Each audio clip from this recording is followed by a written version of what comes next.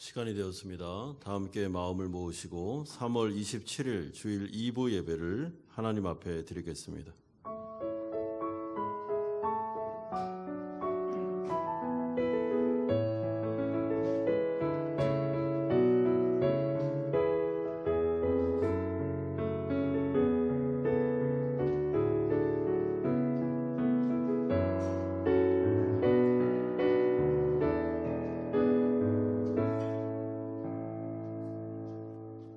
악을 행하는 너희는 다 나를 떠나라. 여호와께서 내 울음소리를 들으셨도다. 여호와께서 내 간구를 들으셨으며 여호와께서 내 기도를 받으시리로다. 내 모든 원수들이 부끄러움을 당하고 심히 떨미어 갑자기 부끄러워 물러가리로다. 아멘. 거룩하신 아버지 하나님, 하나님의 은혜로 한 주간을 살다가 거룩한 주일 하나님의 은혜의 보좌 앞으로 나오게 하시니 감사드립니다.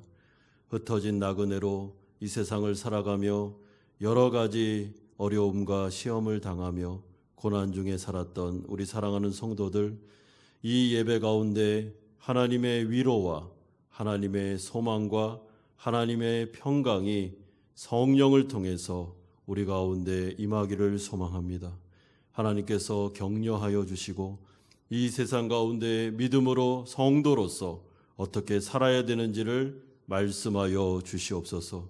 그로 말미암아 예배를 통하여 회복되고 다시 하나님의 영광을 위해서 일어날 수 있도록 이 은혜 가운데 복의 복을 내려 주옵소서. 예수 그리스도의 이름으로 기도드리옵나이다. 아멘. 오늘도 우리를 예배당으로 불러주신 그 주님 앞으로 한 걸음씩 나아가도록 하겠습니다.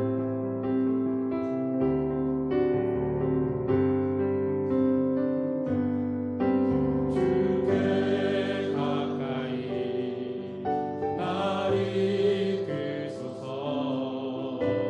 간절히 주님만을 원합니다.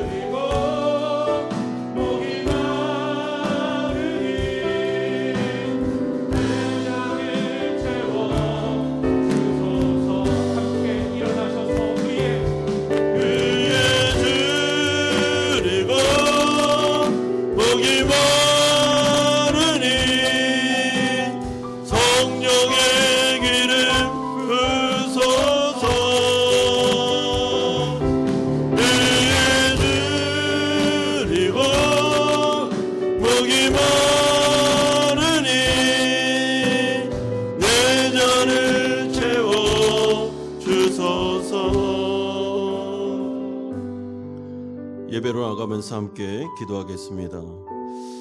우리 매일 성경에서 보고 있는 레위기의 말씀처럼 부정한 자가 정하게 되는 규례가 우리에게 주어졌습니다. 예수 그리스도의 십자가 공로를 통하여 우린 이제 죄 용서받을 수 있는 은혜의 길이 열렸습니다. 예배 가운데 우리의 일주일간에 지었던 죄를 하나님 앞에 회개하고 우리의 영혼이 다시 한번 정결케 되는 은혜가 임하기를 원합니다. 두 번째는 이 예배 가운데 여러 가지 시험을 만나 고난 중에 살아가는 성도들이 하나님의 은혜를 받고 평안과 소망과 다시 한번 기쁨의 삶으로 우리의 인생이 변화되며 넉넉히 고난을 이길 수 있는 힘과 능력과 용기가 이 예배를 통해서 우리 가운데 주어질 수 있도록 이 시간에 간절히 소망하며 간구하며 하나님 앞에 기도하러 나아가겠습니다. 기도하겠습니다. 거룩하신 아버지 하나님, 주님의 은혜 가운데 아버지는 은혜의 시대를 살아가며 아버지는 죄를 용서하여 주시는 하나님의 은혜를 경험할 수 있는 아버지는 예수 그리스도의 십자가 보혈을 우리 가운데 공로로 우리 가운데 해주심을 감사드립니다. 예배를 통하여 우리가 죄 용서받고 변화되기를 원하며 정결한 일들 있기를 간절히 소망합니다. 아버지는 여러 가지 시험을 만나 고난 중에 있는 우리 사랑하는 성도들이 예배 가운데 목이 말라 주님 앞에 나왔사오니 아버지는 이 시간에 우리 가운데 선언을 부어주시기를 원합니다. 우리에게 말씀하여 주시기를 간절히 소망합니다. 하나님 앞에서 해답을 얻기를 원합니다. 고난을 넉넉히 이길 수 있는 은혜를 주시기를 원합니다. 삶 소망과 마음의 평안과 말로 표현할 수 없는 기쁨을 우리 가운데 부어주시기를 원합니다. 아버지 위로하여 주시고 붙잡아 주시고 우리 가운데 하나님 아버지 담대한 마음을 주시며 믿음을 허락하여 주시옵소서. 예배 가운데 회복의 역사가 나타나게 하여 주실 줄 믿습니다. 우리 가운데 임재하여 주시옵소서. 예수 그리스도 이름으로 기도드리옵나이다. 아멘. 사도신경으로 신앙 고백 드리겠습니다. 나는 전능하신 아버지 하나님 천지의 창조주를 믿습니다. 나는 그의 유일하신 아들 우리 주 예수 그리스도를 믿습니다. 그는 성령으로 잉태되어 동정녀 마리아에게서 나시고 본디오 빌라도에게 고난을 받아 십자가에 못 박혀 죽으시고 장사된 지 사흘 만에 죽은 자 가운데서 다시 살아나셨으며 하늘에 오르시어 전능하신 아버지 하나님 우편에 앉아 계시다가 거기로부터 살아있는 자와 죽은 자를 심판하러 오십니다. 나는 성령을 믿으며 거룩한 공교회와 성도의 교제와 죄를 용서받는 것과 몸의 부활과 영생을 믿습니다. 아멘. 다 함께 자리에 앉으셔서 488장 찬송 드리겠습니다.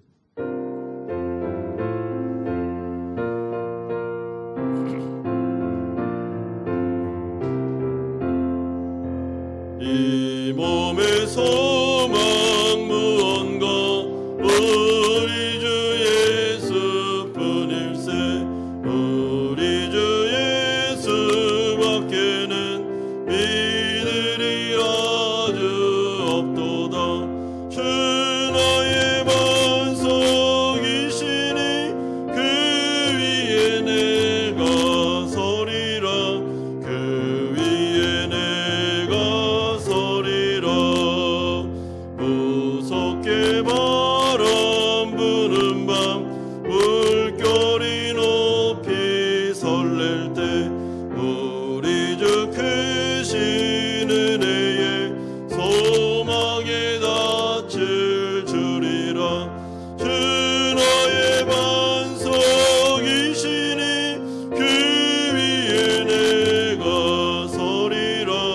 그 위에 내가 서리라.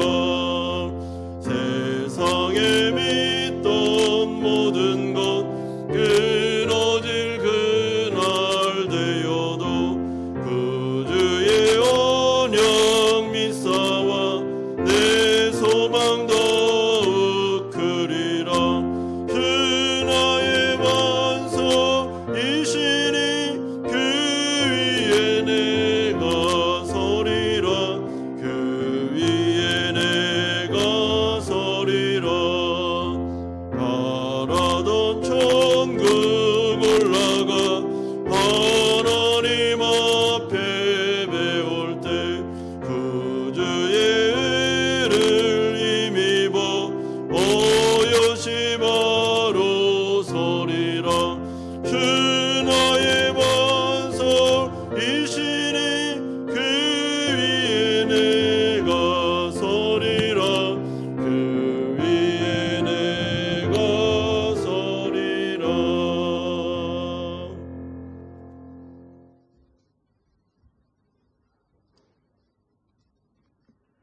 전능하시고 자비로우신 하나님 아버지, 지난 한 주간의 삶도 하나님의 보호하심 아래 지켜주시고 오늘 이 귀한 예배의 자리로 인도해 주신 하나님의 은혜에 감사드립니다.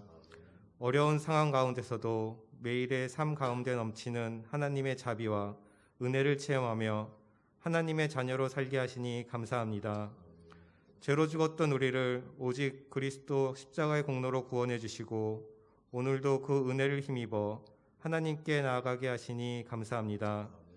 우리의 연약한 심령으로 인해 또 죄를 짓고 세상의 유혹과 시험에 넘어지지만 이 시간 다시금 회개하오니 우리의 죄를 용서해 주시고 예수님을 닮아가며 세상과 구별된 하나님의 거룩한 백성의 삶을 살게 하옵소서.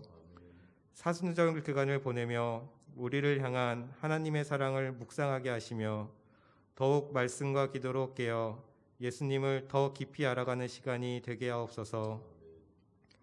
코로나로 인해 한치 앞을 알 수 없는 삶 가운데서도 조금씩 일상을 회복하게 하시니 감사합니다. 다시 재개된 대면 예배 가운데 모든 예배의 안전을 지켜주시고 성령의 기름 부으심이 있는 예배가 되게 하옵소서. 특히 주일학교를 지켜주셔서 아이들의 건강을 지켜주시고 믿음이 더욱 견고히 세워져 가게 하시며 늘 수고하고 애쓰는 교사들에게 지혜와 능력을 부어주시옵소서.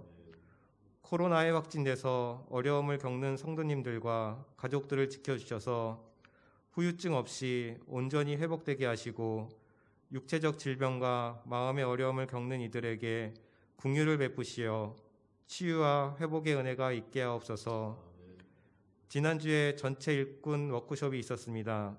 올 한 해 각 부서에서 세운 계획들을 실행해감에 있어 하나된 마음으로 기도하며 순종하며 준비해 나갈 때 주님께서 이 모든 것들을 친히 행하여 주시고 주님의 일하심을 느끼는 한 해가 되게 하옵소서.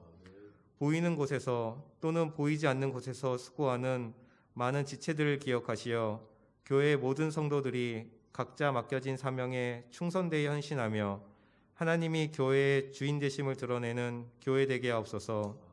지체들의 수고와 애씀이 지치지 않도록 매일 새 힘을 부어주시고 서로 사랑하며 하나 되는 공동체가 되게 하소서. 우리에게 보내주신 세 분의 목사님을 지켜주시어 늘 영육이 강건케 하시며 맡겨진 말씀 사역을 잘 감당할 수 있도록 성령의 능력을 부어주시고 그리스도의 사랑과 지혜로 교회를 사랑하고 섬기게 하옵소서. 오늘도 목사님께서 선포하시는 하나님의 말씀을 통해 우리의 심령이 변화되고 새로워지게 하시고 하나님의 임재를 경험하는 시간이 되게 하옵소서. 이 모든 말씀 우리 주 예수 그리스도의 이름으로 기도합니다. 아멘.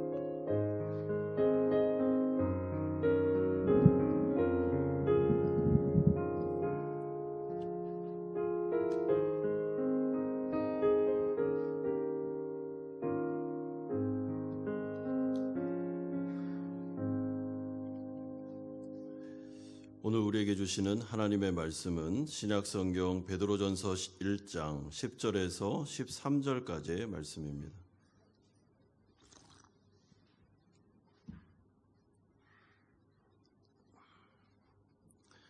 베드로전서 1장 10절에서 13절까지의 말씀 한 절씩 교독하겠습니다.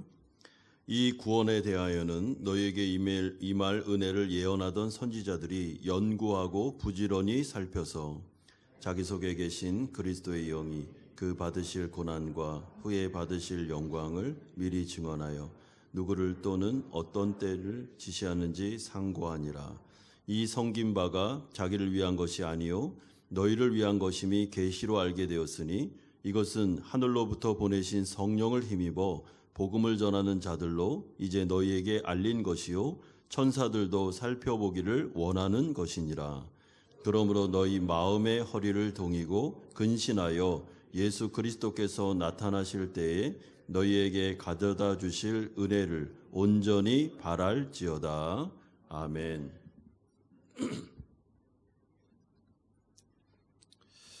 우리가 하나님 나라 백성으로 인생을 살아갈 때, 특별히 어려움을 당할 때 소망이 있는 사람과 소망이 없는 사람의 삶의 자세는 완전히 다를 수밖에 없습니다. 소망이 없는 사람이 어려움을 만나면 자포자기하면서 어떻게 해서든지 그 찰나의 괴로움만을 모면하기 위해서 술을 마시거나 염려와 근심에 휩싸여서 자꾸만 현실을 도피하려는 경향을 갖게 됩니다.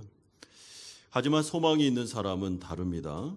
소망이 있는 사람은 일단 어려움이 오면 올수록 더욱 정신을 바짝 차립니다. 그리고 마음과 생각을 자꾸만 소망에 두면서 마음이 무너지지 않도록 노력하기 시작합니다. 어떻게 해서든지 정신을 놓지 않고 삶이 흐트러지지 않도록 하기 위해 마음을 다잡습니다. 왜냐하면 그렇게 현재를 성실하게 살아야만 미래가 소망으로 주어질 수 있음을 그가 알고 있기 때문에 그렇습니다. 이런 점에서 미래를 소망하는 사랑하는 성도들이 현재를 어떻게 살아야 되는지 우리에게 오늘 말씀은 알려주고 있습니다.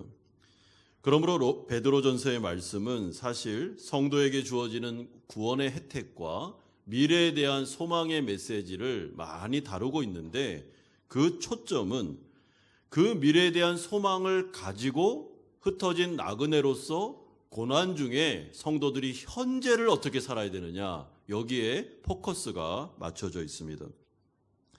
그래서 베드로전서는 굉장히 현실적인 말씀입니다. 미래지향적으로 보이지만 그것은 전제가 되는 것이고 그 약속을 가지고 고난을 어떻게 헤쳐나갈 것인가 라는 부분에 초점이 맞춰서 말씀이 진행되고 있습니다. 이런 점에서 베드로전서 1장 1절에서 9절까지는 우리가 예수님을 믿은 순간 은혜 안으로 들어와 구원의 모든 혜택을 누리게 되었는데 그중에 살아 역사하는 소망이 주어지고 또한 말로 표현할 수 없는 기쁨이 주어지고 하늘의 평강과 하늘의 은혜가 성도들에게는 주어지게 됨으로 말미암아 고난을 능히 견디며 이겨내며 살아갈 수 있을 것이다 라는 이야기를 해주었습니다. 이에 이 말씀을 들은 베드로전서의 말씀을 듣고 있는 소아시아 성도들은 이 말씀으로 위로를 받고 격려를 받아서 이들은 순교까지도 각오하는 굉장히 믿음이 좋은 인생을 살아가게 되는데 이런 점에서 우리 성도님들도 이 세상을 흩어진 나그네로 살아가며 여러 가지 시험을 만날 때 우리가 어떤 마음과 믿음을 가지고 살아야 되는지 오늘 이 말씀을 통해서 해답을 얻으시기를 바랍니다. 첫 번째로 우리가 살펴볼 내용은 구약 선지자들이 이 복음에 대해서 궁금증이 많았다라고 말하는 내용이 10절에서 12절까지 나오고 있습니다. 베드로 사도가 고난 중에 있는 성도들을 도와주기 위해서 9절과 같이 믿음의 결국 곧 영혼의 구원에 대한 이야기를 자세하게 해주었습니다. 이것은 1절에서 9절까지 제가 아까 말씀드린 대로 하나님의 주도하심에 따라 성도의 구원은 이루어졌고 이루어져 갈 것이기 때문에 구원의 문제에 있어서 성도들은 안심하고 하나님을 의지하며 불안해하지 말고 이 길을 걸어가라 라고 말씀하셨고 그 성화의 과정 속에서 하나님은 성도를 그냥 내버려 두는 것이 아니라 그들에게 때에 따라 살아 역사하는 소망을 그리고 말로 표현할 수 없는 기쁨을 그리고 하늘의 평강을 내려주심으로 말미암아 이들이 이 어려운 광야 인생 가운데서도 그 고난을 견디면서 걸어갈 수 있는 힘과 에너지를 주실 것이다 라는 이야기를 이미 해주었습니다. 그런데 이 구원에 대한 이야기는 사실 지금 소아시아 성도들이 처음 듣는 이야기가 아닙니다. 이것은 과거에 있었던 구약에 있는 선지자들에게 이미 하나님께서 계시의 말씀으로 이미 이 구원에 대한 이야기를 주셨습니다. 10절에 보시면 이 구원에 대하여는 너희에게 임할 은혜를 예언하던 선지자들이 연구하고 부지런히 살펴서라고 말합니다. 여러분 이 구원에 대하여는 이것이 바로 제가 아까 말씀드린 1절에서 9절까지 이미 설명되었던 하나님의 구원의 역사입니다. 그리고 하나님은 이미 구약시대 선지자들에게 이 구속사에 대한 이야기를 해주었습니다. 그런데 이 말을 들었던 구약에 있던 선지자들은 이 말씀을 들은 다음에 물론 전체적인 이야기를 들은 건 아니고 부분적인 이야기를 들었지만 마음속에 굉장한 궁금증을 가지고 부러움을 가지고 아니 미래에 어떤 일들이 일어나게 될 텐데 미래에 살던 성도들에게는 엄청난 구원의 혜택과 구원의 역사가 이루어지게 될 텐데 과연 이게 무엇인가 하면서 그들은 궁금증을 가지고 많은 연구를 했다고 말씀합니다. 여러분 11절 보십시오. 자기 속에 계신 그리스도의 영이 그 받으실 고난과 후에 받으실 영광을 미리 증언하여 누구를 또는 어떤 때를 지시하는지 상고하니라. 이 섬긴 바가 자기를 위한 것이 아니요 너희를 위한 것임이 계시로 알게 되었으니. 여러분 여기서 상고하니라 그리고 부지런히 살폈다라는 말들은 구약 성경을 가지고 선지자들이 부지런하게 이게 뭐야? 도대체 이게 어떤 때에 어떤 일이 일어나는 거야? 하면서 연구하면서 해답을 얻으려고 많이 노력했다는 의미가 됩니다. 특별히 이들이 알고 싶었던 것은 메시아는 언제 오고 메시아가 오셨을 때 왜 그분은 고난을 받아야 되고 고난 이후에 오는 영광은 도대체 뭐야? 하면서 이들은 퍼즐을 맞추고 싶었습니다. 그런데 우리가 알다시피 구약시대에는 예수님이 오시기 전이기 때문에 구원의 성취가 일어나지 않았기 때문에 사실은 퍼즐이 완성되지 않았습니다. 그래서 구약 성경만을 가지고 선지자들이 아무리 연구를 해봤자 이 퍼즐을 맞출 수가 없었습니다. 그것이 그들의 한계였습니다. 그러나 신약시대가 오면 어떤 일이 벌어집니까? 메시아 대신 예수 그리스도께서 이 땅에 오시면서 그분이 수많은 고난을 통해서 십자가를 지시는 계시가 성취되는 역사가 일어나고 그가 부활 승천하시며 오순절 성령 사건을 통해서 그가 이루신 구속 구원의 역사가 성도들에게 무차별적으로 적용되고 혜택이 주어지는 일들이 일어나게 되는데 그것이 바로 신약 성경에 쓰여진 하나님의 놀라운 말씀입니다. 그러므로 성경은 이렇게 구분할 수 있습니다. 구약이라는 것은 오실 메시아, 완성될 하나님의 구원을 예언한 말씀이라면 신약 성경은 성취된 구속사 그리고 완성될 하나님의 구원의 역사를 기록해 놓은 말씀이 됩니다. 그러므로 지금 사도 베드로가 지금 여러 가지 시험을 만나서 흩어진 나그네로 살아가고 있는 성도들을 위로하고 격려하며 이들의 믿음을 붙잡아 주려고 하고 있는데 너희들의 구원은 하나님께서 성취하신 것이기 때문에 절대로 취소되지 않으니까 걱정하지 말고 믿음으로 살아라 라고 하면서 무슨 이야기를 또 반복적으로 해주고 있습니까? 지금 살아가는 우리의 시대, 이 신약의 시대는 구약의 선지자들이 살았던 시대와는 완전히 다른 계시가 우리 가운데 조명되었으며 퍼즐이 맞춰졌으며 이제는 구속사에 대한 이야기를 들을 때 부분적으로 이야기를 듣는 것이 아니라 이제는 성취된 하나님의 구원의 역사를 다 들을 수 있는 그리고 그 구원의 역사를 체험하고 적용하며 누릴 수 있는 시대가 열리게 되었다라는 것을 우리에게 알려주고 있습니다. 여러분 소아시아 성도들이 살아가는 시대는 은혜의 시대입니다. 이들은 구약의 시대를 살아가는 게 아닙니다. 이들에게는 하나님의 말씀이 다 계시로 열려졌습니다. 그리고 하나님의 은혜가 성령을 통해서 우리에게 임하기 시작했습니다. 그리고 이제 은혜의 시대, 성령의 시대를 살아가기 때문에 이제는 누구나 하나님 앞에서 은혜의 보좌 앞으로 담대하게 나아갈 수 있는 구약에 있는 선지자들과 구약에 있는 성도들은 상상도 할 수 없는 그런 은혜의 시대가 열려졌다라는 것을 오늘 이 말씀을 통해서 우리에게 먼저 알려주고 있습니다. 여러분 그러므로 우리는 우리가 살아가는 시대를 정확하게 아셔야 됩니다. 은혜의 시대, 신약의 시대를 살아가면서 구약의 시대를 살아가는 것처럼 신앙생활을 하시면 안 됩니다. 율법주의에 여전히 빠져서 하나님 앞에서 은혜가 뭔지를 잘 누리지 못하면서 마치 구약에 살아갔던 성도들이 그런 제사제도나 율법주의에 빠져 살았던 것처럼 이 은혜를 모르고 이 시대를 누리지 못하면서 그렇게 구약의 성도들처럼 살아가면 안 된다라는 이야기를 해주고 있습니다.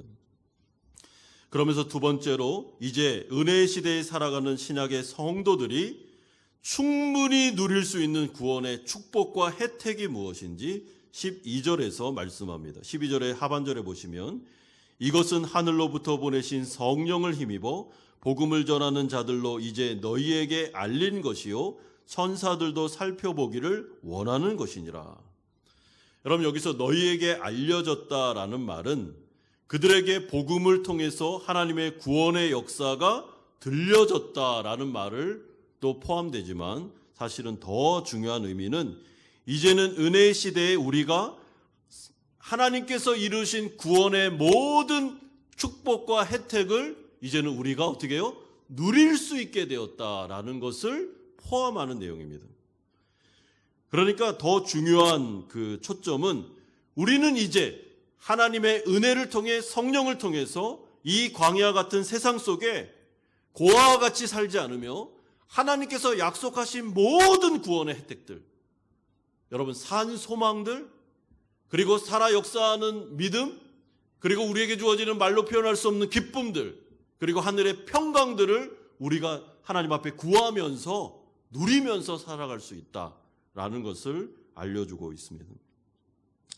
그러면 이런 하나님의 놀라운 구원의 혜택이 예수를 믿는 자들에게 있어서 어떤 방법을 통해서 우리가 누려야 되겠습니까? 물론 대전제가 있습니다. 그것은 하나님 앞에서 지금 베드로전서를 통해 말씀하는 산 소망이나 말로 표현할 수 없는 기쁨이나 하늘의 평강은 넌 크리스찬들에게는 주어지지 않습니다. 이것은 예수를 믿고 그분을 나의 구주로 영접해서 성령이 내주하시는 크리스찬들, 그리스도 안으로 들어간 자들에게만 주어지는 혜택입니다. 이게 대전제입니다. 그래서 내가 만약에 이런 하나님의 구원의 혜택을 누리고 싶다면 먼저 주 예수 그리스도 앞에 무릎 꿇고 내가 죄인임을 인정하고 그분을 나의 구주, 나의 하나님으로 영접함으로 말미암아 성령이 내 안에서 내주하심으로 역사하셔야 됩니다. 그런데 만약에 내가 예수님을 믿은 하나님 나라 백성이 맞다면 이제는 우리에게 엄청난 구원의 혜택이 주어져 있습니다. 그럼 그걸 어떻게 누려야 되겠습니까? 여러분 12절의 말씀에 보면 그 첫 번째 해답이 나오는데 우리는 먼저 이것을 알아야 되고 들어야 된다, 배워야 된다라고 말씀해 주고 있습니다. 성령을 통해서 복음을 증거하는 자들을 통하여 우리는 성경을 통해 이 구원의 전 과정과 혜택을 먼저 배우셔야 됩니다. 그래서 성도가 무지하다는 것, 저는 몰랐습니다 라고 말하는 것처럼 무책임하고 게으른 말은 없습니다. 여러분, 몰라서 혜택을 못 누렸습니다 라고 말하면 안 됩니다. 그거는 신약을 살아가는 성도들은 해서는 안 되는 말입니다. 왜냐하면 우리에게는 성경이 이미 주어져 있습니다. 성경을 읽을 수 있습니다. 마음만 먹으면 공예배를 통하여 강해 설교나 아니면은 영적 성장학교나 여러 가지 수단을 통해서, 은혜 수단을 통해서 우리는 충분히 배울 수 있습니다. 여러분, 복음을 그러므로 배우셔야 됩니다. 그리고 성경을 교리적으로 배우셔야 됩니다. 우리에게는 성령을 통한 산 소망이 주어집니다. 매일마다 우리에게는 영생의 은혜가 주어질 겁니다. 그리고 우리는 누릴 수 있습니다. 그리고 기도함으로 말미암아 그것을 얻을 수 있습니다. 라고 하는 이 말씀을 들으면서 영적 침체에 빠져있는 성도들이 몰랐습니다. 아니, 이런 것이 나에게 매일마다 주어진다는 것을 못 들어봤습니다. 라고 말한다면 첫 번째 책임은 교회 안에 있고 두 번째 책임은 자기 자신 안에 있습니다. 따라서 우리는 배워야 됩니다. 여러분, 이런 점에서 교회에서 제공하는 은혜의 수단들을 통해서 여러분 성경을 배우십시오. 그리고 교리를 배우십시오. 그래야만 불필요한 어려움에서 우리가 해방될 수 있습니다. 이런 점에서 저는 율법주의 신앙을 굉장히 경계합니다. 율법주의 신앙 안에 신율법주의라는 것도 있는데 이게 뭐냐면 은혜로 시작했다가 율법으로 가는 신앙을 말합니다. 은혜로 구원을 받았습니다, 성도가. 그리고 난 다음엔 신앙생활은 율법적으로 합니다. 여러분, 율법적이라는 게 뭐냐면 하나님 앞에서 은혜를 누리지 못하고 뭔가 하나님 앞에 잘 해야지만 혜택을 누릴 수 있다고 생각하는 착각입니다. 여러분, 은혜라는 말 안에는 사실은 하나님이 우리를 다 이해하고 있으며 우리가 얼마나 연약한지를 알고 있다는 게 전제되어 있습니다. 그리고 이 은혜라는 말은 사실은 한량없는 은혜입니다. 잘한 사람에게만 주어지는 은혜가 아닙니다. 하나님 앞에서 정말 한 주간을 살아가며 볼 면목이 없는, 그래서 하나님 앞에서 정말 내가 예배를 드릴 수 있을까 싶을 정도로 굉장히 마음의 어려운 가운데서도 겸손하게 다시 은혜를 바라보면서 하나님, 제가 주님을 바라봅니다. 저는 정말 너무나도 불가능한, 너무나도 정말 가슴 아픈 존재입니다. 그러나 저를 은혜로 받아주시기를 바랍니다 라고 말하면 은혜 시대에는 하나님께서 그 겸손한 회개 기도를 들으시고 그를 회복시키는 은혜가 또 부어지게 됩니다. 그러므로 기독교 안에 있는 이 교리, 특별히 구원에 대한 역사들, 그리고 성도들에게 주어지는 혜택들은 은혜라는 테두리 안에서 우리에게 주어지는 혜택임을 여러분 기억하셔야 됩니다. 그래서 하나님 앞에 나와 우리는 언제나 은혜 보좌 앞에서 정말 자녀된 신분으로 하나님 앞에 은혜를 구하며 산 소망을 달라고, 기쁨을 다시 회복시켜 달라고, 나의 영혼을 다시 한번 이 침체에서 일으켜 달라고 당당하게 하나님 앞에 간구할 수 있습니다. 이것이 바로 은혜의 시대를 살아가는 성도들에게 주어진 축복입니다. 구약을 살아갔던 구약의 성도들은 감히 하나님 앞에 나아갈 수가 없었습니다. 제사장이 없는 상태로 성전으로 나아갈 수 있는 꿈도 못 꿨습니다. 불가능했습니다. 그들은 염소를 잡아야 되고 그들은 소를 잡으면서 하나님 앞에 나아갈 수 있었습니다. 그러나 이 은혜의 시대는 어떻습니까? 우리의 대제사장 되신 예수 그리스도께서 영단번에 십자가의 죽으심으로 그가 의를 획득하셔서 그를 믿는 자에게는 영원한 하나님의 의를 우리에게 전가시켜 주므로 너희들이 이제 의롭다라고 칭해졌기 때문에, 하나님의 자녀다라고 칭해졌기 때문에 이제는 그 은혜를 힘입어 하나님 앞에 담대히 나아갈 수 있다는 것입니다. 그리고 그것을 누리라고 말하고 있습니다. 그러므로 성도 여러분, 먼저 배우셔야 됩니다.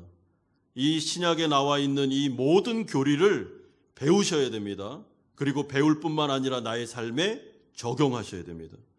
그리고 기도라는 은혜의 수단을 통해서 이제는 하나님 앞에 나아가 간구하셔야 됩니다. 회개라는 은혜의 수단을 통해 죄 용서받는 은혜, 또한 하나님 앞에 기도로 나아가면서 산소망을 주십시오, 나에게 평강을 주십시오, 나에게 말로 표현할 수 없는 성령의 기쁨을 주십시오 하면서 기도라는 은혜의 수단을 통해서 하나님 앞에서 이것을 간구하고 누리는 역사를 이루셔야 됩니다. 여러분, 마치 어떤 사람이 그 호화 유람선에 타는데 그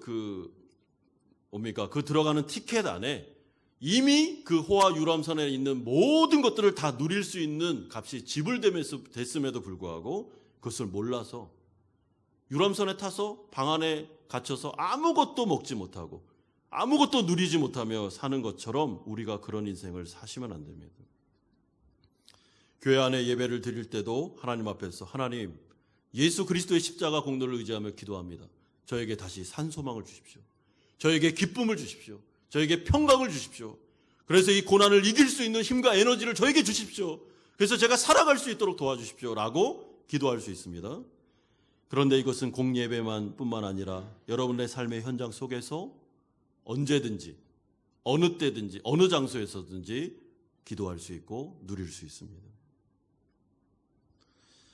그러므로 성도 여러분, 지금 베드로 사도가 소아시아에 있는 성도들에게 여러 가지 시험을 만나 고난을 당하는 성도들에게 해주면서 여러분들이 지금 고난을 당하고 있지만 지금 하나님께서 주신 이 구원의 은혜 안으로 들어와서 엄청난 은혜의 혜택들이 주어져 있는데 이것을 다 누리십시오. 다 사용해야 됩니다. 그래야 이 고난을 이길 수 있습니다 라고 알려주고 있습니다. 여러분, 이런 점에서 우리도 구원의 혜택을 누릴 뿐만 아니라 사실은 우리의 자녀들, 우리의 다음 세대에 대해서도 이 사실을 전수해 줘야 됩니다. 여러분, 자녀들의 신앙에 있어서 우리 부모님들은 절대로 방관자가 되시면 안 됩니다. 내 신앙 지키기도 급급한데 라고 말씀하시면 안 되고, 자녀들을 교회로 보내셔야 됩니다. 이 아이들이 주일학교에서 말씀을 배우게 하셔야 됩니다. 교리를 배우게 하셔야 됩니다. 그리고 회심하여 이 세상 가운데 성령과 동행하는 인생을 살 수 있도록 기도하셔야 됩니다. 왜냐하면 이 세상, 광야 같은 세상은 절대로 인간 혼자 살 수 없습니다. 불가능합니다. 성령이 내주하시지 않으면 이 광야 같은 세상은 못 삽니다. 그들에게 부모로서 제일 중요한 선물을 준다면 그것은 그들의 회심, 그들의 구원, 성령이 그들 안에 들어가서 내주하시는 것입니다. 그래야 그 성령께서 자녀들로 하여금 이 세상을 살 수 있도록 인도하시고 보호하십니다. 특별히 이 해외를 살아가는 우리 성도들은 사실은 자녀들이 이른 나이에 부모를 떠납니다. 그리고 일찍 독립합니다. 그러면 우리가 끊임없이 기도하는 것이 무엇입니까? 그들이 성령을 통해서 부모를 떠나 있지만 성령의 인도하심을 따라 이 세상을 믿음으로 살아갈 수 있도록 우리가 기도하는 것 아니겠습니까? 이번에 일꾼 수련회를 보니까 우리 중고등부의 목표가 아이들이 부모를 떠나 대한민국이나 아니면 해외로 갔을 때 그 아이들이 부모를 떠났지만 자기가 스스로 신앙생활 할 수 있도록 그들을 교육하고 돕는 거다라는 목표를 세우셨는데 너무 잘 잡은 것 같습니다. 예, 그게 현실적인 목표죠. 그런데 그 핵심은 뭐가 있습니까? 그들이 회심해서 성령이 그 안으로 들어가 성령께서 계속해서 산 소망과 기쁨과 하늘의 평강과 능력을 주심으로 그들이 이 세상을 살아갈 수 있도록 하는 것. 이것이 바로 중요한 목표요 핵심이라고 생각합니다. 마지막 세 번째로 이런 위로와 격려의 말을 준 다음에 이제 베드로 사도는 고난 중에서 흩어진 나고네로 성도가 어떻게 구체적으로 살아야 되는지를 권면하는 내용이 13절에 나오고 있습니다. 13절 하반절 보시면 예수 그리스도께서 나타나실 때에 너희에게 가져다 주실 은혜를 온전히 바랄지어다. 여러분 여기서 가져다 주실 은혜라는 것은 두 가지입니다. 하나는 예수님을 믿고 예수님이 재림했을 때 성도들이 받게 될 하늘의 유업, 하늘의 소망을 말하기도 하고 여기서 주시는 은혜라는 것은 성도가 이 세상을 살아갈 때 제가 아까 말씀드린 대로 산 소망과 기쁨과 평안, 성령께서 우리에게 주시는 힘과 에너지를 다 포함하는 내용을 가지고 있습니다. 그러므로 성도는 이 은혜를 온전히 바라라, 온전히 소망해라, 절대로 소망의 마음을 잃지 말라고 말씀하고 있습니다.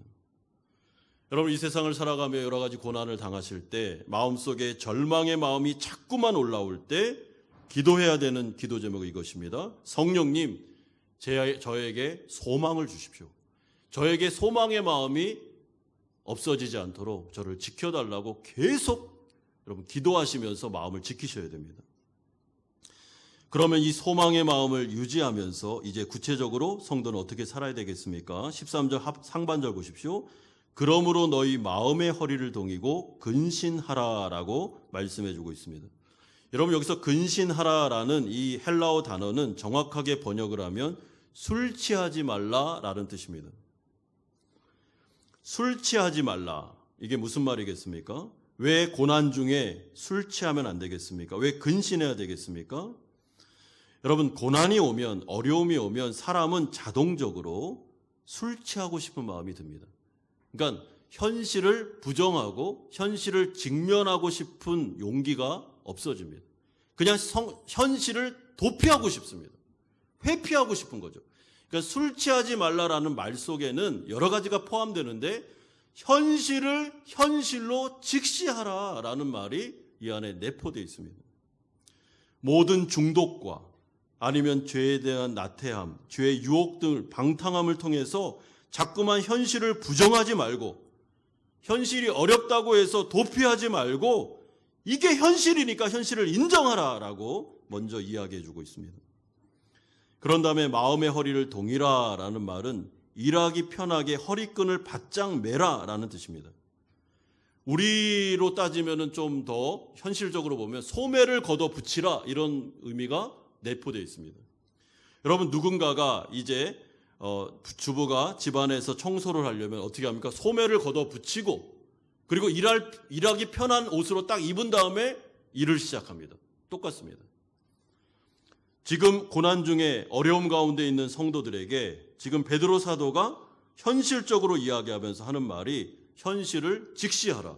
믿음이 있는 사람이 왜 자꾸만 현실을 부정하는가? 왜 현실을 회피하는가?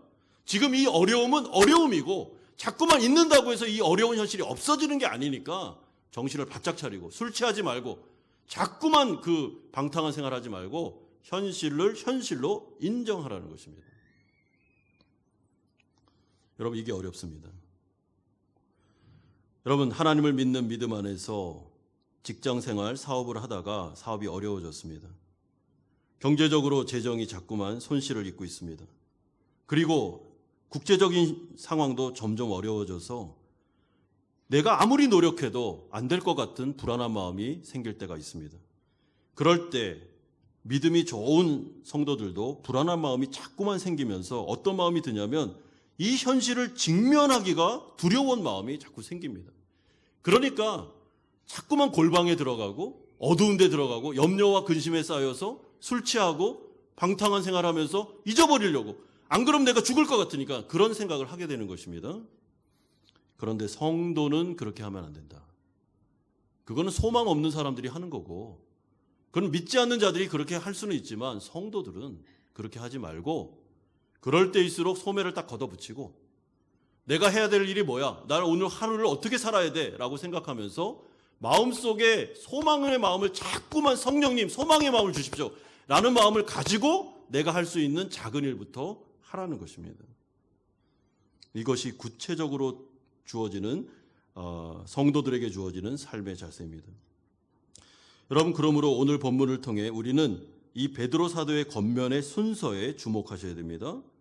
여러분, 성도를 도와주고 싶은데, 이를 코치해주고 싶은데 첫 번째로 고난 중에 영적으로 무장해야 된다는 말을 먼저 했습니다.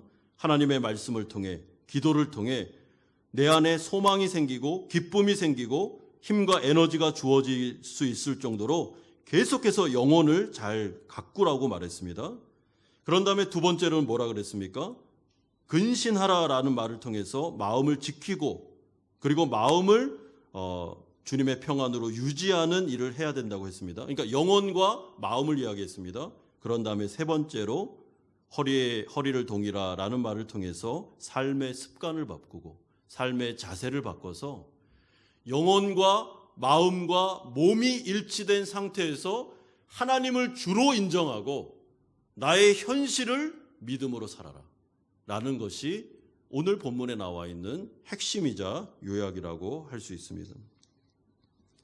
그러므로 사랑하는 성도 여러분, 한숨만 쉬지 말고 어려움이 온다고 해서 사무실에만 앉아서 갇혀있지 말고 어려우면 어려울수록 걱정과 염려에만 휩싸여 있지 말고 술이나 다른 걸 통해서 자꾸만 잊어버리려고 그렇게 현실을 회피하지 말고 그러면 그럴수록 하나님 앞에서 정신을 더 바짝 차리고 영적으로 깨어 있어서 마음을 지키고 어떻게 해요? 내가 오늘 할 수 있는 일을 하십시오. 삶의 습관부터 바꾸시기 바랍니다. 여러분, 어두운 데 자꾸만 들어가면 안 됩니다. 그럴 때일수록 커튼을 치셔야 됩니다. 이렇게. 그리고 밖으로 나와야 됩니다. 햇볕을 쐬야 됩니다. 그리고 걷는 훈련부터 하십시오. 그리고 자책이나 불평의 말을 좀 그만하고 하나님 앞에 기도하고 일찍 자고 일찍 일어나고 폭식을 줄이고 삶의 규모를 딱 세워서 삶의 리듬을 잡아가지고 정신을 바짝 차리고 몸도 컨디션도 참 좋은 상태를 유지하면서 내가 오늘 해야 될 일이 뭐야? 라고 하면서 믿음으로 살아가는 것, 그것이 바로 하나님을 믿는 자, 내면이 강한 자, 성도가 해야 될 일임을 말씀하고 있습니다. 우리가 인생을 살아볼 때 이렇게 살아간다는 게 쉽지 않습니다. 여러분, 고난이 오면 먼저 마음이 무너집니다. 그리고 영적으로 굉장히 헷갈립니다. 하나님 앞에 원망과 불평이 생기죠. 그리고 난 다음에는 삶이 무너집니다. 삶이 무너지는 게 정상입니다. 그래서 해야 될 일을 안 합니다. 가정 안에서도 아이들을 돌보지 않습니다. 어려움이 오면은 마음이 무너지고 영적인 무너짐이 있기 때문에 계속 드러누워 있습니다. 소파에. 할 일을 안 합니다. 그렇게 하지 말라는 것입니다. 그래서 영과 마음을 훈련할 뿐만 아니라 몸을 훈련하셔야 됩니다. 여러분, 예수님은 마태복음 6장 31절에서 이렇게 말씀하셨습니다. 그러므로 염려하여 이르기를 무엇을 먹을까, 무엇을 마실까, 무엇을 입을까 하지 말라. 이는 다 이방인들이 구하는 것이라 너희 하늘 아버지께서 이 모든 것이 너희에게 있어야 할 줄을 아시느니라. 그런즉 너희는 먼저 그의 나라와 그의 의를 구하라. 그리하면 이 모든 것을 너희에게 더하시리라. 그러므로 내일 일을 위하여 염려하지 말라. 내일 일은 내일 염려할 것이요 한날의 괴로움은 그날의 족하니라. 아무리 내일 일을 염려한다 한들 바뀌지 않습니다. 우리는 창조주가 아니고 우리는 전능자가 아닙니다. 미래는 하나님께 속해 있습니다. 우리에게 주어진 것은 현재밖에 없습니다. 그런데 미래를 걱정하느라고 영적으로 침체에 빠지고 어려움 가운데 마음이 무너져서 늘 미래를 걱정하고 이 현실이 너무 힘들기 때문에 현실을 도피하고 현실을 직면하고 싶지 않아서 술 취하고 방탕한 생활하면서 현실을 다 허비하고 있다면 그 사람 미래가 없습니다. 그리고 성도로서 하나님의 영광을 위해 사는 게 아닙니다. 그거는. 성도가 해야 될 일은 미래는 주님께 맡기고 나의 이 어려운 현실, 내가 직면하고 싶지 않은 이 현실을 그대로 수용하고 그래, 이게 내 현실이야. 우리 그 계좌에 지금 돈이 없어. 이게 현실이야. 이게 우리 기업이 어려워졌어. 이게 현실이야. 그러면 난 어떻게 살아야 돼? 라고 생각하면서 소매를 딱 걷어붙이고 허리띠를 메고 그리고 내가 오늘 해야 될 일이 뭐야 하면서 딱 적어보십시오. 아침, 점심, 저녁에 뭘 해야 돼? 딱 적어놓고 믿음 안에서 하나님이 미래를 책임져 줄 거야. 그러니까 나는 오늘 현실을 살 거야. 그리고 현실 가운데 나는 최선을 다할 거야. 그리고 나서 내가 할 일을 근신하면서 허리띠를 동이고 하면 어떻게 해요? 하나님께서 도와주겠다는 거예요. 내가 소망을 준다. 내가 기쁨을 줄 거야. 그리고 너의 미래를 내가 책임져 주겠다. 그러니까 한번 현재를 잘 살아봐라 라고 말씀하고 있습니다. 사랑하는 성도 여러분, 인생을 사시면서 베드로전서에서 말씀하는 대로 여러 가지 고난과 어려움을 혹시나 지금 당하고 있지는 않습니까? 아니면 이 여러 가지 고난과 어려움이 오래오래 지속되어 영적인 침체로 다가오고 있는 것은 아닙니까? 아니면 믿음으로 견디고 견뎠는데 미래가 잘 열리지 않아서 하나님에 대해서 서운하고 자꾸만 믿음이 떨어지면서 현실 가운데서도 에너지와 힘이 없어지는 것은 아닙니까? 지금 소아시아 성도들도 믿음으로 고난을 견디고 있었습니다. 그때 소망의 메시지를 베드로 사도가 주면서 현실적인 대안을 이야기해 주는데 허리띠를 묶고 근신하고 이제는 삶을 도피하지 말고 고난을 고난으로 생각하면서 네가 가족으로부터 버림받아 땅을 유업으로 못 받은 게 현실이니까 그래서 경제적으로 어려운 게 현실이니까 그것을 그대로 받아들이고 거기 안에서 이 고난을 허락하신 하나님을 믿고 내가 해야 될 작은 일이 뭔지를 생각하고 거기서 한번 살아봐라. 하나님을 믿고 한번 살아보자, 현재를. 그럼 어떤 일이 일어나는지를 보자 라고 말하면서 그들을 격려하고 있습니다. 사랑하는 성도 여러분, 그러므로 미래는 주님 손에 맡기고 한번 현재를 살아봅시다. 내일부터 또 시작되는 월요일, 회사와 직장에 가서, 사업장에 가서, 사무실에 앉아서 이 말씀을 곰곰이 생각해 보십시오. 내가 오늘 해야 될 일이 무엇인지를 적어봅시다. 할 일이 없으면 청소부터라도 합시다. 할 일이 없으면 밖에 나가서 햇볕이라도 쬐십시오. 어두운데 틀어박혀서 계속 근심과 걱정과 미래에 대한 소망 없는 생각을 하면 영혼이 죽고 마음이 무너지고 다 무너집니다. 그렇게 해서 남는 거 하나도 없습니다. 일어나셔야 됩니다. 여러분, 기독교는 미래에 대한 소망만 이야기하는 게 아닙니다. 굉장히 현실적입니다. 현재를 살지 않으면 미래는 없습니다. 현재를 사셔야 됩니다. 목사님, 마음이 무너집니다. 못 일어나겠습니다. 은혜의 혜택을 누리셔야죠. 기도하셔야 될 거 아닙니까? 산소망을 달라고, 기쁨을 달라고, 마음의 평안을 달라고 기도하셔야죠. 왜 그것이 우리에게 주어졌는데도 사용을 안 합니까? 사용하십시오. 영적 침체에서 이겨나게 해달라고 사용하십시오. 기도하십시오. 몸부림치십시오. 그리고 현재를 사십시오. 그때 하나님께서 우리에게 영원한 미래를 보장해주고 책임져 주겠다고 약속하십니다. 이런 은혜가 우리 모든 성도님들에게 특별히 이번 한 주간에 여러분들의 현실 가운데 이루어지고 성취되는 역사가 일어나기를 주 예수 그리스도의 이름으로 축원드립니다. 우리 같이 한번 기도하는 시간을 갖겠습니다. 첫 번째로 기도할 때 여러분, 성도에게 주어진 하나님의 구원의 혜택이 어마어마합니다. 사실은 우리는 이것을 배워야 됩니다.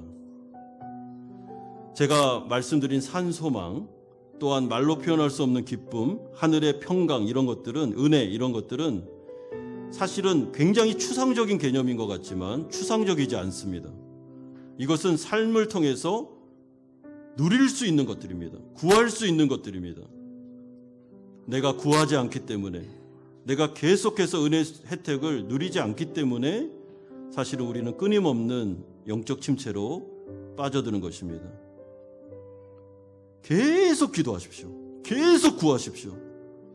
계속 소망하십시오. 내가 성도라면 마땅히 하나님은 주셔야 됩니다. 그게 하나님의 약속입니다. 두 번째는 우리가 현재를 사셔야 됩니다. 고난 중에 마음이 무너지고 현실을 회피하고 자꾸만 그런 식으로 현실을 도망가면 안 됩니다. 그건 성도가 할 일이 아닙니다. 내 어려움을 그대로 직시하십시오. 수용하십시오. 그리고 거기에서 내가 해야 될 일이 무엇인지를 찾으십시오. 믿음으로 난 뭘 해야 되는가? 하나님 앞에서 찾으시고 최선을 다해 용기를 내서 사십시오. 그러면 하나님께서 미래를 책임져 주십니다. 내 인생을 바라보면서 오늘 주신 이 말씀이 나에게 어떻게 적용되어야 되는지를 고민하시고 이 시간에 하나님의 은혜를 구하시기 바랍니다. 같이 한번 기도하겠습니다. 거룩하신 아버지 하나님, 하나님 아버지, 이 베드로전서의 말씀을 통해서 하나님께서 성도들에게는 고난이 있지만은 구원의 혜택이 엄청나게 이미 주어졌으며 우리는 그것을 누릴 수 있고, 또한 이 고난 중에는 더욱 정신을 바짝 차리고 다른 생각하지 말고 미래 염려를 주님께 맡겨드리고 우리가 현재를 소매를 걷어붙이고 어떻게 성실하게 살아야 되는지를 하나님께서 우리에게 도전하고 계십니다. 하나님, 술 취하지 말라, 방탕하지 말라, 현실을 부정하지 말라, 현실을 도피하지 말라고 말씀하십니다. 하나님, 우리가 정말 이 어려운 현실을 직면하고 갈 수 있는 당대함을 주시고 믿음을 주시기를 원합니다. 하나님, 나와 함께하고 계시고 내 인생을 주관하고 계시고 인도하고 계시기에 나는 절대로 절망하거나 망하지 않으며 하나님께서는 나에게 산소망을 주실 것이고 나의 삶을 인도해 주실 것이고 나는 일어날 것이다 라는 이 소망을 가지고 현재를 살아가게 하여 주시옵소서. 우리의 삶의 리듬이 바뀌게 하시고 아버지, 하나님, 우리가 정말 인생을 규모 있게 살 수 있도록 은혜 내려주셔서 하나님의 은혜를 경험하는 성도들 다 되게 하여 주시옵소서. 붙잡아 주시옵소서. 거룩하신 주님, 구원의 혜택들이 이미 성도들에게는 주어졌습니다. 믿음으로, 기도로, 간구함으로 우리가 이 혜택을 누리며 살아가기를 소망합니다. 아버지 하나님, 그리고 고난 중에 성도들이 현실을 회피하고 술 취함과 방탕과 현실을 부정하면서 잊어버리려고 그런 식으로 하나님을 믿지 않는 자들이 사는 것처럼 살지 않게 하시고, 하나님은 살아계시고 나에게 고난을 허락하셨으며 이 고난을 이길 소망과 힘도 주실 것임을 믿고 소망하는 마음으로 근신하며 성실하게 믿음으로 나의 하루를, 현재를 살아가기를 소망합니다. 하나님, 이들의 사무실에서, 이들의 사업장에서, 이들의 가정에서, 또한 이들의 삶의 터전에서 하나님, 이들이 고민하는 그리고 기도하는 내용 가운데 응답하여 주셔서 하루를 살아갈 수 있는 힘을 주시고 하루를 견딜 수 있는 은혜를 주시고 그래서 이들의 미래를 책임져 주시기를 원합니다. 오늘 약속하셨사오니 아버지 하나님, 이 말씀을 적용하여 살아가는 성도들에게 한량없는 은혜를 부어 주시옵소서. 예수 그리스도의 이름으로 기도드리옵나이다. 아멘. 찬송가 213장 1절 4절 부르면서 준비하신 헌금을 하나님 앞에 드리겠습니다.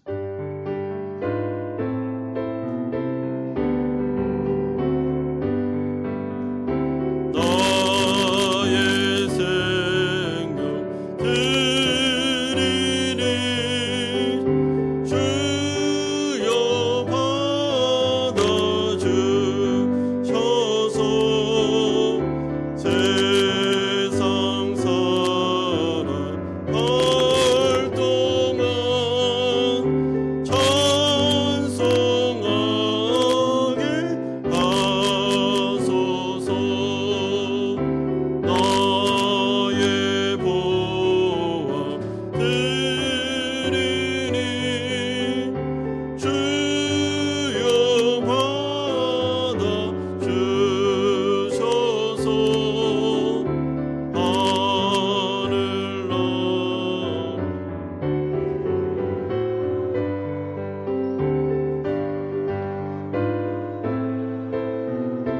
쓰소서.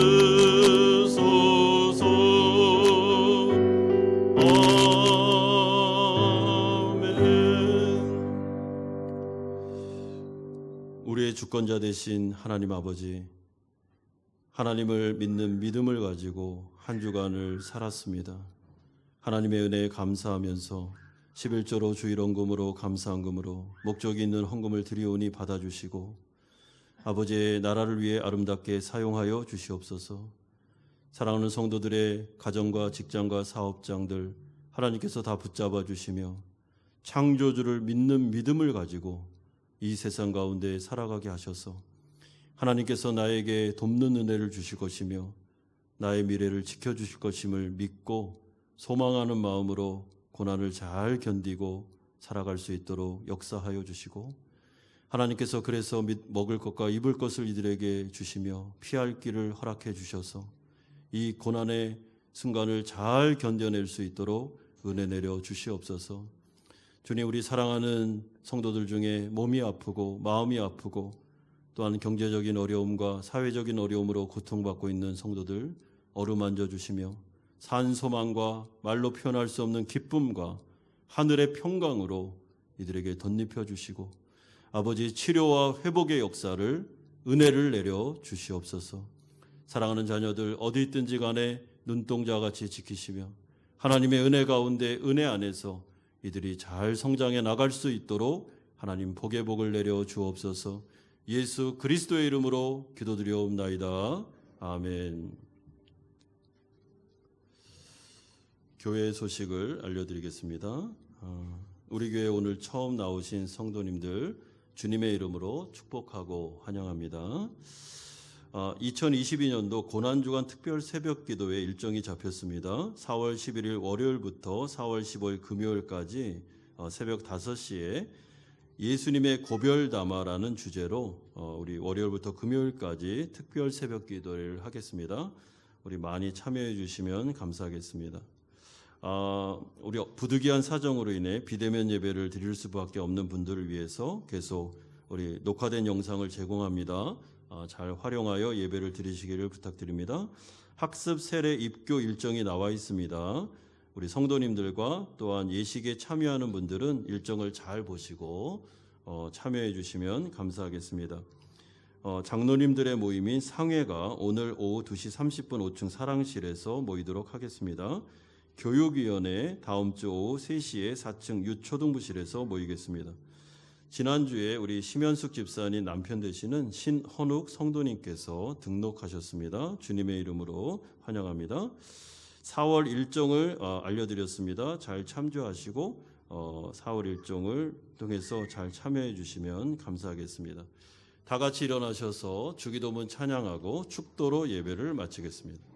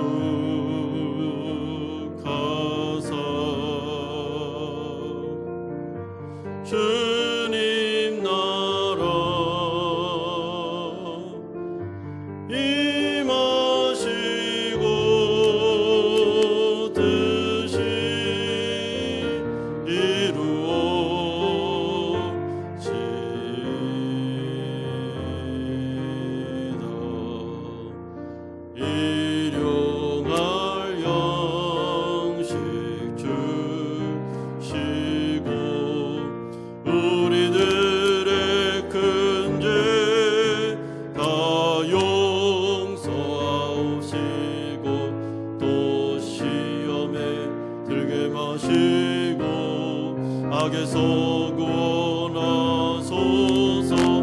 대개 주의 나라 주의 권세 주의 영광 영원히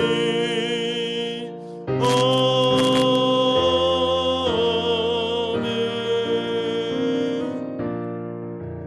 이제는 우리 주 예수 그리스도의 은혜와 하나님 아버지의 사랑하심과 성령 하나님의 교통 충만하심이 미래의 소망을 가지고 현재를 믿음으로 살아 고난을 이기며 견디며 하나님께 영광 돌리기를 소망하는 사랑하는 성도님들의 머리 위에와 이들의 가정과 직장과 사업처 위에 사랑하는 자녀들과 선교사님들 머리 위에 이제부터 영원토록 함께 있을지어다. 아멘.